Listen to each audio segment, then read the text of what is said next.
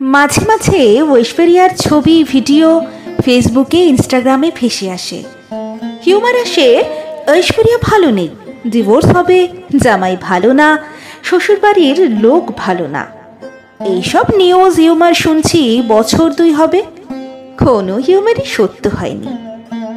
সত্যটা কি ভাবতে গিয়ে মনে হলো একটা সুন্দর কথা, when a woman loses her beauty, everything about her feels irrelevant।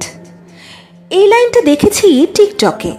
সার্জারির পর সেলেনা গোমস যখন মুটিয়ে গেল, তখন তার সব কিছু নিয়ে ট্রোল শুরু হলো। তখন দেখেছিলাম ঐশ্বরিয়ার বয়স 50, মুখের চামড়ার ভাঁজ পড়েছে, ডাবল চিন হয়েছে।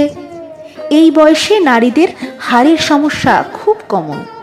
আগের মতো লস্যময়ী চাল চলন নেই। ভিড়ে হাঁটার সময় কোনো বডিগার্ড হয়তো হাত ধরে রাখে। নতুন সিনেমা আসছে না। আমি কিন্তু ঐশ্বরিয়ার মধ্যে চমৎকার এক শান্ত জীবন দেখতে পাই। জীবনে যখন কেরিয়ার গড়ার ছিল, গড়েছে। ক্রাউন যা মাথায় পরার ছিল, পরেছে। রেড কার্পেটে যত হাঁটার ছিল, হেঁটেছে। এখন মন যাচ্ছে না, করছে না। জিমে গিয়ে অতিরিক্ত মেদ ঝরানোর চাপাচাপি নেই। জোর করে সিনেমার স্ক্রিনে কচি খুকি সাজার বাহুল্য নেই। যেখানেই যাচ্ছে নিজের মেয়েকে সাথে নিয়ে যাচ্ছে। বোর্ডিং স্কুলে না দিয়ে পর্যাপ্ত সময় দিচ্ছে।